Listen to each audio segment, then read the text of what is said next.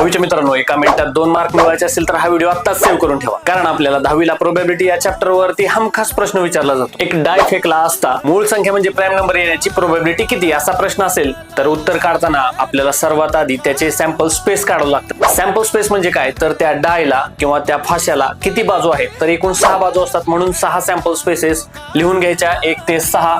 आता आपण काय करणार आहे, प्राईम नंबर काढणार आहे. प्राईम नंबर किती आहेत 1 ते 6 मध्ये एक प्राईम नंबर नाहीये, हे कंप्लीट आपल्या डोक्यामध्ये ठेवायचं. हा एक आहे प्राईम नंबर नाही. मग प्राईम नंबर किती आहेत, 2 आहे, 3 आहे आणि 5 आहे, असे एकूण 3 प्राईम नंबर. म्हणून आपल्याला नंबर ऑफ पॉसिबल आउटकम्स किती मिळाले, तर हे 3 मिळाले प्राईम नंबरचे. म्हणून इथं लिहून घ्यायचं आपण 3 आणि छेदामध्ये टोटल सॅम्पल स्पेस किती आलेत आपल्या, ते आहेत 6.